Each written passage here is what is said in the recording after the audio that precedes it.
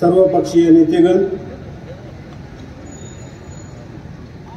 कात्रज संघाचे संचालक बाळासाहेब नेवाळे यांच्यावरती 5 वर्षांपासून चालू असलेल्या अन्यायाचा निषेध करण्यासाठी या ठिकाणी उपस्थित असलेले सर्व नागरिक बंधू आणि भगिनी, खरं तर राज्याचे माजी मंत्री मदनशेठ बापना साहेबांनी आपले मनोगत व्यक्त केल्यानंतर खरं तर केवळ आभार व्यक्त करणे इतकंच काम माझ्याकडे बाकी आहे. परंतु साहेब तुमची माफी मागू, काही गोष्टींचा या ठिकाणी उल्लेख करणं गरजेचं आहे. हा बाळासाहेबांचा जो लढा आहे, त्यांनी नाव दिले त्याला हा दडपशाही विरोधातला लढा, आणि ही निषेध सभा या ठिकाणी होत असताना अनेकांनी खरं तर आपले मनोगत व्यक्त केलेली आहे. बसलेल्या प्रत्येकाने असा विचार करण्याची वेळ आलेली आहे की हे व्यासपीठ जे आहे, त्या व्यासपीठावरती भारतीय जनता पक्षाचे नेते आहेत, राष्ट्रवादी काँग्रेसचे नेते आहेत, काँग्रेसचे नेते आहेत, आणि मला वाटतं अजूनही 2-4 पक्षाचे नेते त्या ठिकाणी आहेत. त्या अशा प्रकारचं व्यासपीठ तयार होण्यामागचं नक्की कारण काय असेल? तर सगळ्या महाराष्ट्रामध्ये महायुती विरुद्ध महाविकास आघाडी असा सामना चाललाय, आणि आमच्याकडे मात्र या इथल्या स्थानिक आमदाराच्या विरोधात सर्व पक्षीय नेते मंडळी एकत्र येऊन लढतायत. याचं कारण काय असावं? तर या आमदारांनी मागच्या 5 वर्षाची काही मुजोरी केलेली आहे ना, त्या मुजोरीच्या विरोधात उभारलेला हा जनतेचा लढा आहे, आणि हा मावळ पॅटर्न आहे हे या ठिकाणी सांगतो. आता बऱ्याचदा सांगितलं जात आहे की भाजप महायुतीचा घटक आहे, भाजप महायुतीचा घटक आहे. सुरुवातीला भाजप या तालुक्यातून संपवणार इथपासून झालेला सुरू असणारा यांचा प्रवास मध्यंतरीच्या काळात भाजपने माझं काम करावं इथपर्यंत आला. नंतर शेवटी म्हणले की मैत्रीपूर्ण लढत करू. आता देवेंद्रजींची भेट घेऊन झाली, परवा नरेंद्र मोदीजींची भेट घेतली, आता फक्त डोनाल्ड ट्रम्पच राहिलो तक्रार करायची. अरे बाबा, आम्हाला इथं महायुती बाकी विषय काही नाही, आम्हाला या तालुक्यात चाललेला कारभार पसंत नाही, म्हणून आम्ही सर्वजण तुमच्या विरोधात उतरलो. त्याला काही कारण असतील की नाही? मागच्या वेळेला भारतीय जनता पक्षात कार्यरत असलेला आमचा कार्यकर्ता ज्या वेळेला राष्ट्रवादी काँग्रेसमध्ये आला, त्यावेळेला अनेक राष्ट्रवादी काँग्रेसच्या नेत्यांना वाटलं बरं झालं बसले सगळे मागे, बरं झालं भाजपचा कार्यकर्ता आमच्याकडे आला, भाजपवाल्यांची तर जिरली. आता 5 वर्षांनी कळलं आपली पण जिरली. आमची सगळी कोर कमिटीची मंडळी या ठिकाणी आहेत, सगळे म्हणायला लागले बरं झालं बाबा आपण उमेदवारी नाही दिली, नाही तर आज हे पाप आपल्या माथी आलं असतं. आणि म्हणून निवडणुकीमध्ये बापा साहेब म्हणतात तुमच्यापेक्षा आमची जास्त जिरली. त्या ठिकाणी निवडणुकीपुरतं राजकारण, हे निवडणूक संपली की संपलं पाहिजे. मग प्रत्येक जण आपापल्या एक दुसऱ्यांच्या सुखदुःखामध्ये एक दुसऱ्याच्या मदतीला जाणं ही मावळ तालुक्याची संस्कृती राहिलेली. याची काही उदाहरणं सुद्धा आहेत, जे बापना साहेबांनी एक उदाहरण आता बोलताना दिलं की निवडणूक झाल्यानंतर सुकनशेठ बापना असतील, तात्या असतील, हे कलेक्टरना भेटण्यासाठी का डीएसपीला भेटण्याकरता त्या ठिकाणी जात असताना बापना साहेबांनी माझी गाठ पडली. मी त्यांना विचारलं कुठे चालले, मला सांगा जे 2 उमेदवार एकमेकाच्या विरोधात लढले इतकं चांगलं वातावरण आता राहील? ते म्हणते कुठे चालले? म्हणजे अण्णा जोशींकडे चाललोय. निवडून आलेला आमदार विरोधी पक्षाचा जो माणूस आपल्या विरोधात लढलाय त्याला म्हणतो घरी चला चहा प्या, आणि तुमचं काय काम आहे त्या कामासाठी मी फोन करतो. ही मावळची संस्कृती आहे ना. आदरणीय कृष्णरावजी भेगडे साहेब 1999 साली आपल्याला आठवत असेल की त्या ठिकाणी दिगंबर शेठ भेगडे यांच्या विरोधात लढले. निवडणूक संपली, भेगडे साहेबांचा पराभव झाला, दिगंबर शेठ विजयी झाले, आणि ती इलेक्शन संपल्यानंतर भारतीय जनता पक्षाचे नेते असलेले वाडेकर साहेब आजारी पडले. त्यांच्या हार्टला प्रॉब्लेम झाला, डॉक्टरांकडे गेले, डॉक्टरांनी सांगितलं बायपास सर्जरी करावी लागेल. साहेब घरी आले, घरी आल्यानंतर 2 दिवस त्यांनी आरामच केला. ही वार्ता कुणीतरी वाडेकर भेगडे साहेबांना जाऊन सांगितली की वाडेकर साहेब आजारी आहेत, डॉक्टरांनी त्यांना त्यांच्या हार्टची बायपास सर्जरी करायला सांगितलेली आहे, पण ते करत नाहीत. भेगडे साहेब स्वतः पराभूत झालेला असताना ज्या वाडेकर साहेबांनी दिगंबर शेठचं काम केलेलं आहे, ते भेगडे साहेब वाडेकर साहेबांच्या घरी गेले आणि वाडेकर साहेबांना विचारलं की काय म्हणाले डॉक्टर. ते म्हणाले मला बायपास सर्जरी करायला सांगितलेली, मग का करत नाही. म्हणजे माझ्याकडे 3 लाख रुपये खर्च करण्यासाठी नाही आहेत. भेगडे साहेबांनी तत्काळ त्यावेळेला त्यांची एफडी होती कृष्णराव भेगडे पतसंस्थेत, त्या चेअरमनला फोन करून सांगितलं की ती माझी 3 लाख रुपयाची एफडी आण, आणि ती वाडेकर साहेबांना देऊन सांगितलं की स्वतःचं ऑपरेशन करून घ्या. विरोधात होते ना ते वाडेकर साहेबांनी विरोधात प्रचार केला होता ना, तरी मदत. ही मावळची संस्कृती आहे.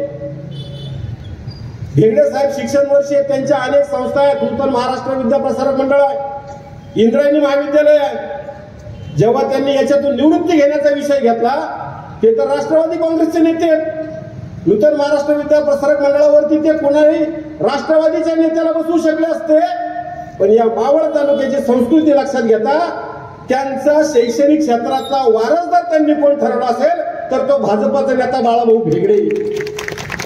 ही या तालुक्याची संस्कृती आहे ना. निवडणूक झाल्यानंतर तुम्हाला तर जनतेने डोक्यावर घेतलं, 1,67,000 मतं तुमच्या पारड्यात टाकली. बाळाभाऊ भेगडेंना 74,000 मतं दिली. तुम्ही सगळं विसरून ही सगळी जनता माझी आहे, सगळे पक्ष माझे आहेत, इथे येणारा प्रत्येक कार्यकर्ता माझे, त्याचं काम करण्याची जबाबदारी माझी आहे असं समजून जर कामाला लागले असते तर ते अधिक चांगलं झालं असतं. तुम्ही काय केलं. बाळासाहेब नेवाळींनी आता सांगितलं, ते खरं तर त्यावेळेला राष्ट्रवादी काँग्रेसमध्ये इच्छुक होते, तेही स्पर्धेत होते, पण अजितदादांनी त्या ठिकाणी निर्णय घेतल्यानंतर बाळासाहेबांचा भ्रमनिरास झाला. बाळासाहेब नाराज झाले, ते घरी बसले. मी बाळासाहेबांच्या घरी गेलो. त्यावेळेला प्रवीण दरेकर साहेबांना बोलून घेतलं, प्रसाद लाड आमदार आहेत त्यांना बोलावून घेतलं. गोवित्रीच्या निवासस्थानी बाळासाहेबांना सांगितलं की बाळासाहेब, हे जे काही तुम्ही तिकीट दिले ना पक्षाने, हे तुम्हाला आज नाही उद्या कळणार आहे, कारण आम्ही ते भोगलोय. तुम्ही भारतीय जनता पक्षात प्रवेश करा. ते नाही म्हणत होते. आम्ही त्यांना गळ घातले की नाही, ह्या माणसाला थांबवायचं असेल तर ते करावं लागेल. बाळासाहेबांनी आमच्या शब्दाला मान देऊन त्या ठिकाणी भारतीय जनता पक्षात प्रवेश केला. त्यांच्या सगळ्या कार्यकर्त्यांना त्यांनी समजून सांगितलं की आपल्याला बाळाभाऊ भेगडेंचं काम करावं लागेल.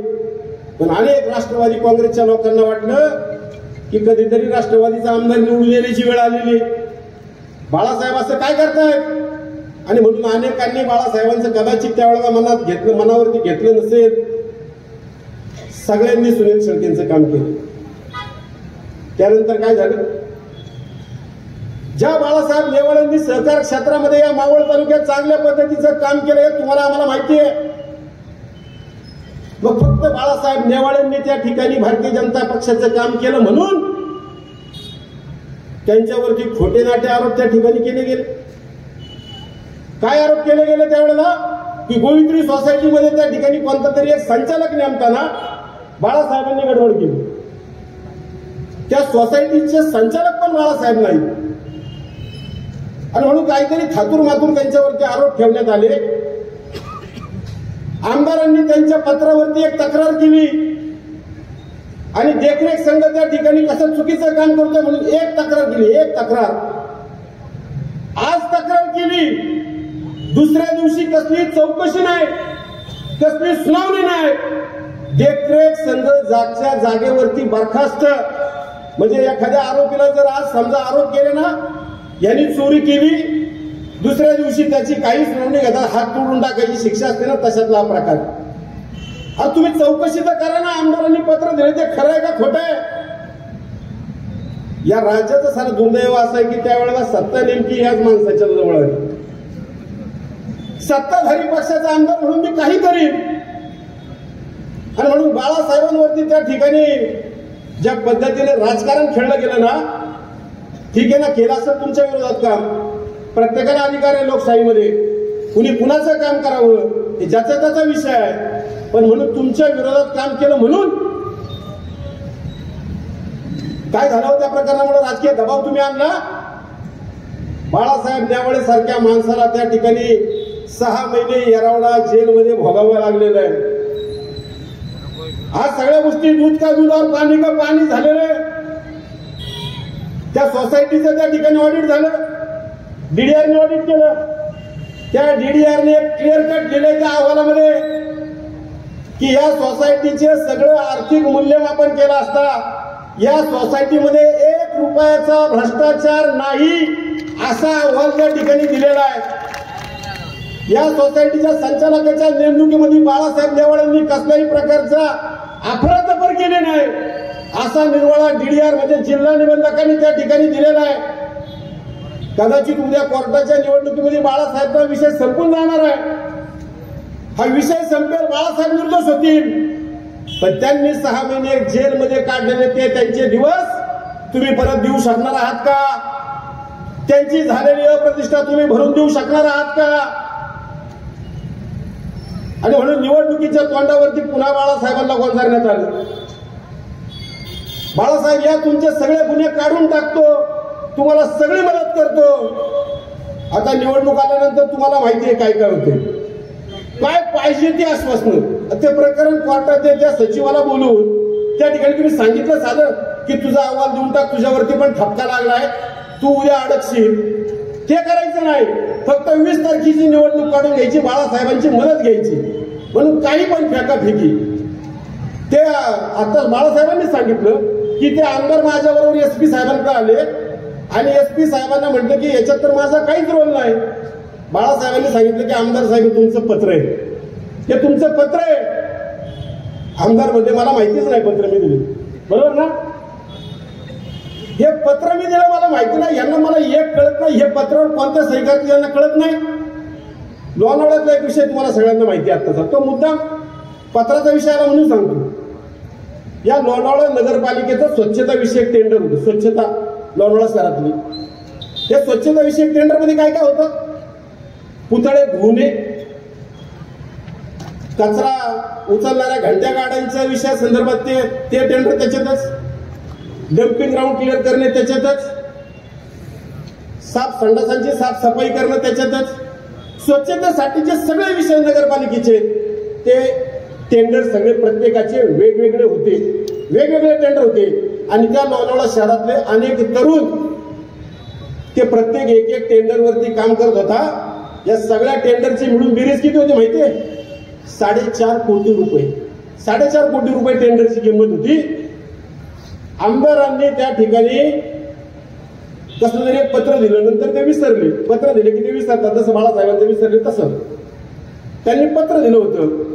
आणि नंतर मग जेव्हा लोणावळेकरांना कळलं की साला हे जे टेंडर आहे हे सगळं कोणतरी एक मोठा BVG नावाचा कॉन्ट्रॅक्टर आणलाय आणि हे सगळी कामं एकत्र करून त्या मोठ्या कॉन्ट्रॅक्टरला काम कितीला दिलं माहितीये? 12.5 कोटी रुपयाला त्याला ते टेंडर दिलं. 12.5 कोटी. 4.5 कोटीचं काम 12.5 कोटीला गेलं. 8 कोटी रुपयाचा फरक कशासाठी? आणि म्हणून तिथले स्थानिक सगळे जे काही कॉन्ट्रॅक्टर होते या लोकांनी आंदोलन केलं. नगरपालिकेचे 8 कोटी रुपये बुडतायत म्हणून मुख्याधिकाऱ्याच्या विरोधात त्या ठिकाणी भाषणं झाली. मुख्याधिकाऱ्यांना घेराव घातला. कुणीतरी आमदार महोदयांना सांगितलं, आमदार साहेब वातावरण फार चिडलंय, तुम्हाला त्या ठिकाणी गेलं पाहिजे. मग हे मासे पण गेले त्या कॉन्ट्रॅक्टरांच्या बाजूने, त्या पोरांच्या स्थानिक पोरांच्या बाजूने मस्त भाषण ठोकलं. हे शिव काय समजतं स्वतःला? 4.5 कोटीचं टेंडर 12.5 कोटीला देतो. सगळ्या लोकांना वाटलं, स्थानिक लोकांना वाटलं आला काय आमदार आपल्या बाजूने भांडतोय. हे टाळ्या चंपोगिरी जोरात झाली. नंतर त्या सीओवरती इतका प्रेशर आणला तर तो सीओ ऐके ना. आमचे सूर्यकांत वाघमारे साहेब म्हणले, आमदार साहेब सांगतात तरी सीओ ऐकत नाही, कसला सीओ या. त्या आमदार साहेबांनी त्या सीओला सक्तीच्या रजेवर पाठवला. काय पाठवला? सक्तीच्या रजेवर पाठवला. ते पण मोठे भारीच होते. त्यांनी जाता जाता आमदाराचं पत्रच काढून दिलं. ही सगळी कामं एकत्रित करून 12 कोटीला देण्याचा विषय माझा नाही, आमदारांचंच पत्र आहे. म्हणजे पत्र देणारे हेच आणि नंतर त्याच्यावर आंदोलन करणारे पण हेच. आम्हाला नंतर कळलं साला गंगाधरी शक्तिमान ही शक्तिमान मालिका होती बघा. तो शक्तिमान आला की तो जहाजनी गरगर फिरायचा, नंतर गंगाधर म्हणून मिळवायचा. तसं हे गंगाधर शक्तिमान होते. लोकांना आता कळून चुकलंय. तुम्ही सगळे जे काही कारनामे करताय, जे रडण्याचे आता या ठिकाणी तुम्ही ऍक्टिंग करताय, हे सगळं तुम्ही तुमच्या हाताने तयार केलेलं आहे. आज पैशाचा पाऊस पाडताय कशाच्या माध्यमातून? हा विकास तर बातमा साहेब या तालुक्यात इतका वेडा झालाय, इतका वेडा झालाय आणि वेडा होऊन तो हरवलाय. कारण तो तळेगावात अजितदादा ज्या दिवशी आले त्या दिवशी 2800 कोटी रुपयाचा होता. ऐकले ना भाषण तुम्ही? होते का तुम्ही? असणार ना काही जण. दादांनी सांगितलं 2800 कोटी रुपयाची विकास कामं मी मावळला दिली. त्यानंतर 15 दिवसांनी कान्याच्या जिल्हा उपरुग्णालयाचं उद्घाटन झालं आणि त्या कार्यक्रमामध्ये आमदारांनी सांगितलं की 4158 कोटी रुपयाची कामं मी केली. त्याला मला कळलं 15 दिवसात 1300 कोटी वाढले म्हणून. म्हणून मी म्हटलं बाबा जरा यादी तरी करा. मग पत्रकार परिषदेत सांगितलं की नाही कामं तशी 1500 कोटी झाली, बाकी सगळे मंजूर आहे. मग पुढच्या 10 वर्षाची सांगून टाका ना 10,000 कोटी रुपयाची करणार होतो म्हणून. आपला उगा तोंडाला येईल ते बोलायचं. आता वकील साहेबांनी त्या ठिकाणी देऊचं सांगितलं पूल हरवलं, पूल शोधून द्या म्हणून 1 लाख रुपये देतो. अहो वकील साहेब असे तर फार उद्योग माझ्याकडे आले. प्रत्येक गावागावात पत्रक वाटले, प्रत्येक गावात पत्रक आहे. त्या प्रत्येकात तुमच्यातले पण आले, गावातल्या लोकांना बसलं. तुम्ही सहज वाचा ते आणि त्यातले किती कामं झालीत आणि किती झाले नाही तुम्हीच ठरवा. एका गावामध्ये चौगुले ओढ्याजवळ साकव बांधले. त्या गावच्या सरपंचाचा मला फोन आला, आमच्या गावात चौगुले ओढाच नाही. साळुमऱ्यापासून मुकाई चौकापर्यंत रस्ता करणे 48 लाख रुपये. नंतर कळलं त्या सरपंचाने मला सांगितलं की आमच्या गावाचा 48 लाखाचा रस्ताच झालेला नाही. एका गावात तर कर झाला वरती बोर्ड आमदाराचा. आमदार सुनील शंकरराव शेळके यांच्या विकास निधीतून कॉन्क्रीट रोड आणि खाली सगळं माताड. आता आमदार साहेब छापतायत किंवा आमदार साहेब सांगतायत म्हणल्यानंतर खरं असायला पाहिजे का नाही? आमदार खोटं बोलत नाही. मग मी त्या कार्यकर्त्याने सांगितलं की तुमच्या गावात सांगतायत आमदार काम झालं म्हणजे झालेलं आहे. फक्त आता तिथं नसेल तर तुम्ही पोलीस स्टेशनला तक्रार करा. आमच्या गावातला रस्ता हरवला आहे, आमच्या गावातला कॉन्क्रीट रोड हरवलाय. त्याचं वकील साहेब तुम्ही पण देऊला कंप्लेंट करून टाका, आमच्या गावातला पूल हरवलाय. सगळा विकास हरवत चाललाय.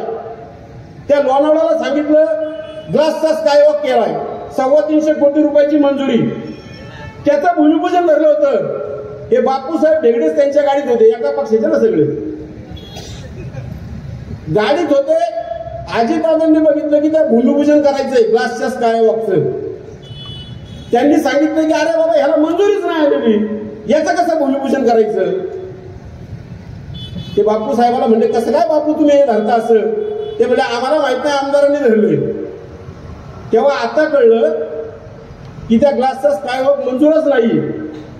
325 कोटी रुपये या तालुक्यात कुणी निधी आणू दे, आमदारांनी आणू दे, डीपीडीसीच्या माध्यमातून येऊ दे, जिल्हा परिषद सदस्य बाबराव वायकरांचा येऊ दे, नितीन मराठेचा येऊ दे, गणेश धानिवलेचा येऊ दे, कुणाचाही आला की मावळात निधी आला की माझा. आणि म्हणून या निधीच्या संदर्भामध्ये इतक्या मोठ्या प्रमाणात झाल्यानंतर एक गोष्ट त्यांनी हळूच सांगून टाकली, ती बाकीच्यांच्या लक्षात नाही आली, पण मी बरोबर हिरली. त्यांनी सांगितलं की मी गोरगरिबांची कामं करतो, मी विकास इतक्या मोठ्या प्रमाणात केलाय. मला लोकांनी 73 कोटी रुपये दिले. ते म्हणते मी नंतर छापणार पण कोणी कोणी दिले. मी म्हटलं बरं झालं बा सांगतायत.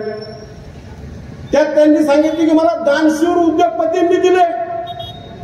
म्हणजे ठीक आहे, उद्योगपती दानशूर असू शकतो, नंतर म्हणजे मला दानशूर ठेकेदारांनी दिले. आता ठेकेदार कोणता दानशूर आहे मला सांगा चला. अहो 2100 रुपयाची पावती फाडा त्याच्याकडे, ते बघा फिरते का लवकर. हे म्हणते दानशूरांनी मला 73 कोटी दिली. विकास निधी जर 4158 कोटी रुपयाचा तुमच्याकडे जमा झाला असेल तर मग तुम्हाला आता निवडणुकीच्या माध्यमातून या महिलांना आमिष दाखवायचं काय कारण आहे? काय कारण आहे त्यांना देवदर्शनाला ट्रिपा नेण्याचं? त्यांना तरी देव पावल का भ्रष्टाचारातून कमवलेल्या पैशाचा? पावल? काय गरज आहे या महिलांना साडी घेऊन देण्याचा? काय त्या युवकांना त्या ठिकाणी तुम्ही अलिबागला घेऊन हॉटेलला दारू पाजताय, मटणं खायला घालताय? कोणत्या दिशेला तरुण आणि महिला तुम्हाला घेऊन जायच्या? इलेक्शन आले की शिवण प्लस, पण त्या शिवण प्लसच्या माध्यमातून कधी त्या महिलांना शिवणाचं काम दिलंय? एखाद्या कंपनीच्या लोकांना भेटले, कंपनीच्या मालकाला सांगितलं की तुझ्या कंपनीचे युनिफॉर्म माझ्या महिलांना शिवायला दे. एखाद्या शाळेच्या संचालकाला भेटले की तुमच्या पोरांचे गणवेश माझ्या त्या महिलांना शिवायला दे. का फक्त इलेक्शन आल्यानंतर गोलमाल हे भाईसाहेब गोलमाल आहे? त्या महिलांना तर आता सांगितलं की निवडून आलो की विमान. बापला साहेब, अहो हे चंद्रावरती सुद्धा भेटा कमी करणार नाही काही दिवसांनी. बोलायचं म्हटल्यानंतर काय? आणि म्हणून ज्या विकासाच्या भूल थापा चालल्या, जर खरंच विकास केला असताना, खरंच ज्याने विकास केला त्याला काय गरज आहे कोणत्या महिलांना साडी द्यायची, कोणत्या महिलांना ट्रिपाला न्यायचं, कोणत्या पोरांना तिकडे कोकणात न्यायचं? काय गरज आहे? आज तर तुम्ही 3000 5000 रुपये त्या ठिकाणी लोकांना वाटतंय काही करा, मला निवडून द्या. अरे बाबा, तो विकास केलाय ना, मग का पैसे वाटतात?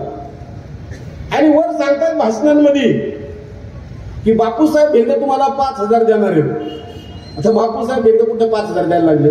आणि काही झालं की घ्या पोटोबाची शपथ, काही झालं की घ्या पोटोबाची शपथ. आमदार साहेब, तुम्हाला आव्हान आहे या सगळ्या आता उपस्थित असलेल्या लोकांसमोर की घ्या तुम्ही पोटोबाच्या देवळात जाऊन शपथ की तुम्ही कोणती निवडणूक बिगर पैसे वाटता जिंकलेली, किंवा ही निवडणूक तुम्ही बिगर पैसे वाटता जिंकणार आहात. चला पोटोबाच्या मंदिरात हात ठेवा. तर ते बोलायचं नाही. आता लोकांना सांगायचं की दडपशाही होती माझ्यावरती, बापूसाहेब भेंडे त्यांचे कार्यकर्ते दडपशाही करतात. एक मोबाईल आला तो रेकॉर्डिंग ऐकवलं. त्या रेकॉर्डिंग मध्ये काय होतं? पत्रकार परिषदेमध्ये अण्णाचा कार्यकर्ता आहे, वळवळ करू नको, बस एवढाच फोन. आता कोणत्या अण्णाचा आहे? हा पण अण्णा, तो पण अण्णा. त्यांचं म्हणणे बापू भेंडेच्या लोकांनी फोन केला. त्याला बापू साहेबांवरती इतकी खराब वेळ कधीपासून आली निनावी फोन करण्याची? नाव घेऊन करेल ना.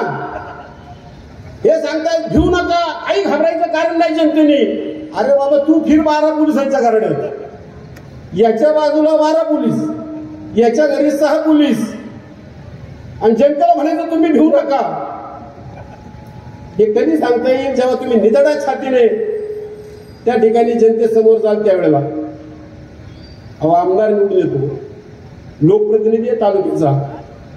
लोकांच्या सुखादुःखात लोकांना अपेक्षा असतात ना की आमदार साहेबांनी, लोकप्रतिनिधी माझ्या पोराच्या लग्नात आलं पाहिजे, माझ्या घरभरणीला आलं पाहिजे, माझ्या कोणतरी घरातलं कुटुंबातलं वारलं असेल तर सांत्वनाला आलं पाहिजे, दशक्रियाला आलं पाहिजे. किती वेळा दिसले हो आमदार साहेब मागच्या 5 वर्षात? किती वेळा दिसले? ठीक आहे, तुमच्या घरातले सदस्य हजर असतील, पण लोकांची काहीतरी अपेक्षा आहे की नाही लोकप्रतिनिधी असावं की नसावं? म्हणून आता इलेक्शनच्या तोंडावरती भूल थप्पा मारण्याचं काम बंद करा. माझी सर्व जनतेला विनंती आहे. विषय फार आहेत, 1 तास मी अजून बोललो तरी ते संपणार नाहीत. म्हणून माझी सर्व जनतेला विनंती आहे. सांप्रदायिक क्षेत्राबद्दल तर मला आता काय बोलायचंच नाही. त्यांना वाटतं फक्त सगळं हात माझाच आहे. मी ते सांगितलं मध्यंतरी की लोकांच्या सप्ताह भारतात मंदिरांमध्ये, काकडा मंदिरात होतो, सप्ताह मंदिरात होतात. यांचा एक राजकीय सप्ताह चालू झाला कामशेतला ओपन माळ रानावर. एवढं मी सांगितलं होतं. या तालुक्यामध्ये वारकरी संप्रदायाची परंपरा मोठी आहे. 50-50 दिंड्या या तालुक्यातून त्या वारीमध्ये सामील होत असतात. यापूर्वी त्या जात नव्हत्या. आम्ही त्या वारीला सगळ्या वारकऱ्यांना पोशाख देतो. काही त्या पोशाखावर आल्या का वारीसाठी? त्याच्यावरती मी बोललो, हे मासे म्हटले गणेश भेगडेंनी कधी साधं वारकऱ्यांना खाऊ घातलंय का? अरे बाबा, दान कशाला म्हणतात माहिती? दान उजव्या हाताने दिलेले डाव्या हाताला कळता कामा नये, त्याला म्हणायचं दान. त्याचा काय ढिंडोरा पिटायचा असतो का? या तालुक्यातून 50 दिंड्या जातात, जरा त्यांचा अहवाल असतो, उघडून बघ एकदा. खरं म्हणजे सांगायची गरज नाही, किमान 3 ते 4 दिंड्यांमध्ये एक तरी पंगत गणेश भेगडेची आहे का नाही? आम्हाला शो करण्याची गरज नाही. या ठिकाणी बसलेला प्रत्येक नागरिक त्याच्या ऐपतीप्रमाणे काही ना काहीतरी त्या वारकऱ्यांसाठी करत असतो. काहीच जमलं नाही तर त्या देऊला किंवा आळंदीच्या जवळ जाऊन उभा राहतो, राजगिरीचे लाडू वाटील, केळी वाटील, त्याच्या ऐपतीप्रमाणे करतो. मग प्रत्येक जण काय जाहिरात करतो? तुमची कशाला जाहिरात पाहिजे? अहो, या वारकरी भजनी मंडळाला तर मला कधी कधी कळतच नाही बघा. मला आता बाकीचं सांगायचं नाही, कारण की संप्रदायातल्या लोकांचा अपमान होतो शेवटी. हे संप्रदायाबद्दल आम्हाला प्रेम आहे, आदर आहे आम्हाला त्यांच्याबद्दल. पण एका गावच्या भजनी मंडळाचं मध्ये क्लिप आली, इतकं वाईट वाटलं. ते भजनी मंडळामध्ये गाणी पांडुरंगाची म्हटली, ज्ञानदेवाची म्हटली, तुकोबाची म्हटली, त्यांच्या अभंग म्हटली. बरोबर आहे. एका गावच्या भजनी मंडळात गाणं का होतं? सुनील दादा शेळके बाबा, काय ते सुनील अण्णा शेळके दादा एक नंबर भजनात गाणं. या तालुक्यात एक नवीन संत उगवला आहे, बापमासाहेब, नवीन संत. गळ्यात माळ आहे का? आता तुम्हीच शोधा. ज्याच्या अरे वारकऱ्याची निशाणी कमीत कमी गळ्यात माळ पाहिजे ना बाबा. आणि म्हणून त्यांचे बाकीच्या गोष्टी आता मला फार बोलायचंच नाही. उद्योगांबद्दल, तरुणांच्या रोजगाराबद्दल, तरुणांच्या गुन्हेगारीबद्दल तर माझ्याकडे इतके विषय. या तालुक्यामध्ये 8 पोलीस स्टेशन आहेत आता. 8, 4 पोलीस स्टेशन पिंपरी चिंचवड, ते कलेक्टर जे आहे आता पिंपरी चिंचवड आयुक्तालयाच्या अंडर 4 पोलीस स्टेशन आहेत. देवरोड, तळेगाव दाभाडे, शिरगाव आणि तळेगाव MIDC. ग्रामीण एसपीच्या अंडर 4 पोलीस स्टेशन आहेत. वडगाव, कामशेत, लोणावळा ग्रामीण आणि लोणावळा शहर. या 4 पोलीस स्टेशनची PCMCच्या अंडर आहेत. त्याच्या मार्फत युवकांना रिव्हॉल्व्हरचे लायसन्स किती घेऊन दिले? किती घेऊन दिले? तर त्याच्यात आमदारांची शिफारस किती जाणार नाही. मी परवा सहज ते डिपार्टमेंटचे बघणारा इन्स्पेक्टर माझा मित्र आहे, त्यांना फोन केला.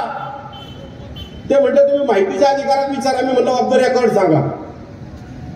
त्यांनी सांगितलं की आमच्या 4 पोलीस स्टेशनच्या अंडर 239 रिव्हॉल्व्हर आणि बंदुकांची लायसन्स दिलेली आहेत. मग ग्रामीण पोलीस स्टेशनच्या अंडर किती असतील? कशासाठी हे सगळं? का कुठे घेऊन जायचा हा तालुका? अहो 20, 22 आणि 25 वर्षाची पोरं गांजा पितात, गुटखा खातात. ते काय MD का काय म्हणतात ते? हे लोन पूर्वी देवरोड तळेगाव पर्यंत मर्यादित होतं. आमच्या गावात 4 पोरांनी त्या ठिकाणी लागोपाठ 4 चौकात गोळीबार केला. त्यांना पकडल्यानंतर सांगितलं की गांजा पिले होते. वाईट गोष्ट अशी की त्यातली 2 पोरं आपल्या ग्रामीण भागातली होती. मी त्या गावाचं नाव मुद्दाम सांगत नाही तुम्हाला. 2 पोरं ग्रामीण भागातली होती आणि यांचे बगलवच्चे पोलीस स्टेशनला जाऊन बसले होते. मी माझ्या कामानिमित्ताने गेलो असताना साहेबांना विचारलं की साहेब काय भानगड आहे? साहेब म्हणजे नंतर सांगतो. नंतर मी फोन केल्यानंतर सांगितलं. मी म्हणलं आमदाराचे बगलवच्चे का आले? ते म्हणजे नाही, ते काल गोळीबार झाला ना, त्यातला एक पोरगा तसला नाहीच, त्याला सोडून द्या, हे सांगण्याकरता आले होते. राजकीय दबाव कुठं वापरतो तो? एखाद्यावर खरोखर जर अन्याय होत असेल आणि पोलीस स्टेशनला त्याला दाद मिळत नसेल ना, तर तुम्ही त्यावरती जरूर दाब टाकला पाहिजे. पण दाब कशावर? 22-25 वर्षाची पोरं गांजा पिऊन गोळीबार करतात, ते सोडा. यांचंच सर्टिफिकेट ते साहेब म्हणजे चौकशी तर करू नये. मला काय चाललंय? मध्यंतरी या कामशेतच्या पोलीस स्टेशनवरती आंदोलन घेतलं. तिथले इन्स्पेक्टर कोण होते त्यावेळेला? संजय जगताप का कोणतरी होते का? जगतापच ना. त्यांनी काहीतरी काम ऐकलं नाही म्हणून सांगितलं की तुमच्या परिसरात दारूचे फार धंदे झालेत आणि मग त्या पोलीस स्टेशनवरती दारूचे फुगे फेकण्याचं आंदोलन झालंय. फुगे फेकण्याचे आठवतंय का? दारूचे फुगे फेकले. अख्ख्या तालुक्यात फक्त इथेच दारूचे धंदे होते कामशेतमध्येच. बाकी सगळीकडे एकदम शांतता, ओके, टकाटक काम होते. अरे या विसना जनतेसाठी काय कुठं चालली ही तरुण पोरं? परवाचे 4-8 दिवस झाले असतील, 15 दिवस झाले असतील. महागाव मध्ये सावंतवाडी मध्ये साहेब 4 पोरं त्या ठिकाणी एकत्र जमा झाली, दारू प्यायली आणि 3 पोरांनी 4थ्या पोराचा दगडांनी ठिचून खून केला. निलेश कडू नावाचा पोरगा आहे. सावंतवाडीला आम्ही त्याच्या घरी गेलो. त्याची आई घाई मोकळून रडत होती. तिचा एक पोरगा 5 वर्षापूर्वी हार्ट अटॅकने गेलाय आणि एक पोरगा व्यसना जनतेच्या नादी लागून त्याचा खून झालाय. मोठ्या पोराची बायकोन 2 पोरं आहेत. बारक्याचं लग्न झालं नव्हतं. ती रडून सांगत होती कसा संसार चालवायचा हा. अरे ही तरुणाई घाटाखाली ठेवून दारू पाजण्यापेक्षा यांना कधी रोजगाराचं साधन मिळवून देण्याचा प्रयत्न केलाय? या तालुक्यामध्ये इतकी मोठी MIDC आली तळेगावमध्ये. रामदास आप्पा या ठिकाणी साक्षीदार आहेत. कितीतरी पोरं त्यांनी त्या ठिकाणी कामाला लावलीत. गुरशात MIDC आहे, कान्यात MIDC आहे. किती पोरांना रोजगार दिला? तुम्ही तर आश्वासन दिलं होतं ना, वर्षाला 5,000 आले, 5 वर्षात 25,000 रोजगार देतो. काय झालं? किती दिला रोजगार सांगा ना? नाही सांगू शकत. अरे कुठं ही तरुणाई घेऊन जाणार, कुठं त्या महिलांना घेऊन जाणार? काहीतरी तत्व ठेवा. आम्ही सांगतोय की हे चुकीचं आहे. या तालुक्यात आमदारांची ही कामं नाहीत. आमदारांनी योग्य कामं केली पाहिजेत हे आम्ही सांगतोय. हे आम्हाला सांगतायत मग तू ने खाली घाटाखाली पोर बघा. अरे बाबा त्या महिलांना अशा पद्धतीने साड्या वाटणं चुकीचं आहे. तुम्ही वाटून दाखवा. ही काय मर्दमुखी आहे का? या तालुक्याची संस्कृती काय आहे? अरे या तालुक्याचे आमदार झालेत ना रामभाऊ म्हाळगी, वीर धवलराजे दाभाडे अपक्ष झालते, पण रामभाऊ म्हाळगीनंतर त्या ठिकाणी मामासाहेब मोळ झाले, रघुनाथदादा सातकर झाले, कृष्णराव भेगडे साहेब झाले, BS गाडे पाटील साहेब झाले, मदन बापमा साहेब झाले, रूपलेखाताई झाल्या, दिगंबर शेठ आमदार झाले, बाळाभाऊ भेगडे आमदार झाले. मला सांगा विद्यमान तुम्ही यांच्या लाईनीत बसता? यांनी जी सुसंस्कृतपणा जपला तो तुम्हाला जपता येतोय? अरे तुम्ही खुन्नसला लागून त्या ठिकाणी विरोधी पक्षाच्या कार्यकर्त्याचा कार्यक्रम करताय, सांगताय करेक्ट कार्यक्रम केला. असा आमदार परत आपल्याला निवडून द्यायचा आहे? अरे हा मावळ तालुका आहे छत्रपती शिवाजी महाराजांच्या मागे उभा राहणारा. हे मावळे आम्ही आणि फार लाचार करून टाकलाय तालुका. लाचार, सांप्रदायिकता, लाचार. पत्रकारांच्या बाबतीत तर मला काय बोलायचं नाही, पत्रकार माझ्या समोर आहेत. पण 4था स्तंभ म्हणताना तुम्ही पत्रकारिता त्या पवना नगरला त्या लोकमतच्या अंकाची हुळीगुळी केली. तुम्हाला रिस्पेक्ट आहे ना त्यांच्याबद्दल? त्या ओरिएंटल हॉटेलला एका पत्रकाराला नाही तसल्या शिव्या देण्यात आल्या. खोटं आहे काय सांगा? हा तुमचा पत्रकारांबद्दल आदर? तुमच्यासारखं लिहिलं, तुमच्या पुढं केलं तर तो पत्रकार, आणि तुमच्या विरोधात थोडं लिहिलं तर तो दुश्मन. अरे लोकशाहीचा 4था स्तंभ सांभाळताना माझी पत्रकारांना विनंती आहे, तुम्ही चांगलं काम केलं तर जरूर त्याला कौतुकाची थाप द्या, पण चुकीचं काम केलं असेल तर धरून ठोकायला सुद्धा हरकत नाही. त्या देऊ आम्ही. ही पत्रकारिता आहे ना? आणि म्हणून हा तालुका कोणत्या दिशेला न्यायचा याच्यासाठी ही निवडणूक आहे. आमचे राजकीय विचार आमच्यापाशी आहेत. मी भाजपचा कार्यकर्ता आहे. आमचे विचार आमचे तसेच आहेत. आम्ही पदांचे राजीनामे दिलेत पक्षाचे. हे सगळेजण आपापल्या पक्षाचे विचार जपतायत. पण आज गरज निर्माण झाली या तालुक्याची संस्कृती टिकवण्याची. ती टिकविण्याकरता आमचा हा मावळ पॅटर्न आहे. आणि या मावळ पॅटर्नचे उमेदवार बापूसाहेब भेगडे आहेत. आज बाळासाहेब नेवाळेंनी या ठिकाणी त्यांचा सगळं आढावा वाचून बापूसाहेबांना पाठिंबा दिला. त्याबद्दल मी प्रथमतः बाळासाहेबांचं मनापासून अभिनंदन करतो. तुम्ही अतिशय योग्य निर्णय या ठिकाणी घेतलेला आहे. व्यासपीठावरच्या सगळ्या नेते मंडळींचे मी आभार मानतो. आणि बाळासाहेबांची भूमिका ऐकण्याकरता त्यांचे प्रेमी असतील, त्यांचे हितचिंतक असतील किंवा तालुक्यातली आम जनता असेल, तुम्ही देखील या ठिकाणी उपस्थित राहिलात. खरं तर मला एवढेच आभार मानायचे होते. तर त्याच्यानंतर बापमा साहेबांच्या नंतर एक चान्स घेऊन टाकला तेवढाच. आणि म्हणून सगळ्यांचे आभार मानतो. आणि येत्या 20 तारखेला आपलं मतदान आहे. या तालुक्याचं भवितव्य घडवणारी निवडणूक आहे. आपण सर्वांनी बापूसाहेब बेगडे यांच्या सिरियल नंबर 4 वरती पिपाणी चिन्ह आहे, त्या पिपाणी चिन्ह पुढचं बटन दाबून बापूसाहेबांना विजयी करा, अशा प्रकारची विनंती या ठिकाणी करतो. थांबतो. धन्यवाद. जय हिंद.